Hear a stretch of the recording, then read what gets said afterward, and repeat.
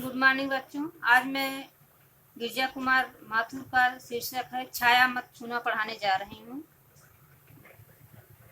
छाया मत छूना मन होगा दुख दूना, जीवन में है सुरंग सुधियाँ सुहावनी। छवियों की चित्रगंध फैली मन भावनी, तन सुगंध शेष रही बीत गई यामनी। कुंतल के फूलों की याद बनी चांदनी, भूली सी एक छुअन बनता हर जीवित क्षण। छाया मत छूना। तो छाया, यहाँ कवि ने छाया शब्द का अर्थ क्या लिया है? जो वास्तविक नहीं है, भ्रम दुविधा अर्थात परछाई।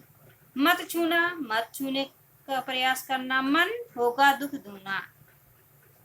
तो कवि गिरजा कुमार माथुर जी कहते, ए मेरे मन, तू छायाओं को मत छूना। जो क्षण बीत चुके हैं, जो समय बीत चुके हैं, उनकी यादों में ना जीना। जो बातें बीत गई हैं या केवल कोरी कल्पनाएं हैं, जो जीवन में वास्तविक नहीं या जो जीवन में फिर मिलने वाली नहीं है, उनमें भी ना जीना। वरना हे मन, मेरे मन, आपके मन का दुख और अधिक बढ़ जाएगा, दुगना हो जाएगा। जीवन में सुरंग सुधियाँ सुहावनी। सुरंग माने सुंदर रंगों वाली, सुधियाँ माने स्मृतियाँ, सुहावनी माने मन को अच्छी लगने वाली। तो कवि पुनः संबोधित करते हुए कहते हैं कि हे मेरे मन, माना कि तुम्हारे जीवन में अनेक रंग बिरंगी और मीठी स्मृतियां हैं, यादें हैं। उन्हें याद करके तुम्हारे मन में केवल चित्र ही नहीं उभरते, बल्कि जैसे लगता हुआ सुगंध से भरपूर है। उनके साथ लगी सुहावनी सुगंध भी तुम्हारे तन मन को भाव विभोर कर देती है, मस्त बना देती है। तो छवियों की चित्रगंध फैली मन भावनी। कभी कहते हैं कि वो सारे बीते हुए चित्र आपके मन को लुभाने लगते हैं।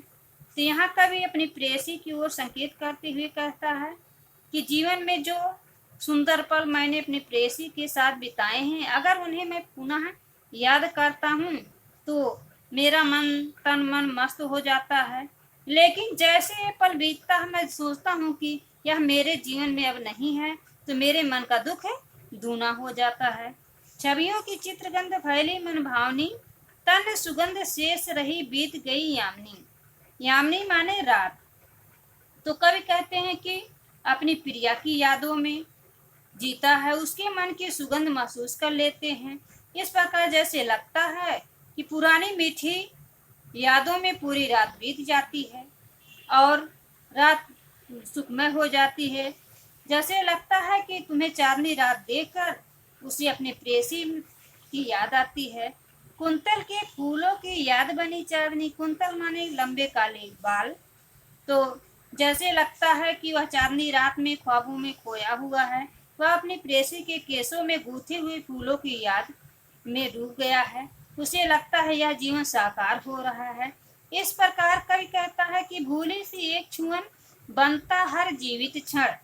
इस प्रकार भूला हुआ हर एक क्षण तुम्हारे सामने मानो जीवित होकर साकार खड़ा हो जाता है। जैसे लगता है वह वर्तमान में जीवन जी रहा हो, परंतु फिर भी ये यादें छाए हैं, मन का भ्रम है, दुविधा है। इन छायाओं में जीकर मन का दुख दूना हो जाता है। इसलिए कवि कहता है, इनसे बचो, अपनी छायाओं से में मत जियो। जो वर्तमान है उसी में जीवन जियो, क्योंकि बीते हुए सुख के पलों को याद करने से मनुष्य के मन का दुख दूना होगा, वह कम नहीं होगा, और जो सुख है वो भी दुख में बदल जाएगा। तो बच्चों, इस तरह से कवि ने आपको संबोधित किया है। यहाँ प्रश्न बनेगा, कवि ने छाया को छूने से क्यों मना किया है? छाया को छूने का परिणाम क्या होता है और क्या होता है? क्वेश्चन और बन सकता है, छवियों की चित्रगंध फैली मन भावनी का आशय बताइए। या ऐसे भी प्रश्न बन सकता है, चांदनी को देखकर कवि को किसकी याद आती है और क्यों?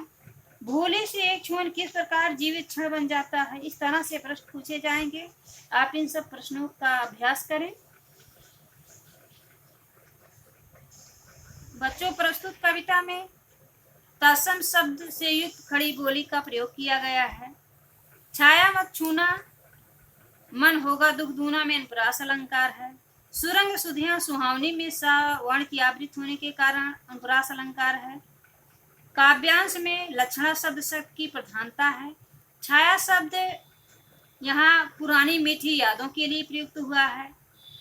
काव्यांश में कवि ने निराशा और वेदना के मनोभावों को व्यक्त किया और कहा कि निराशा और वेदना में कभी जीवन नहीं जीना चाहिए। प्रस्तुत कविता में मुक्त छंद का प्रयोग हुआ है।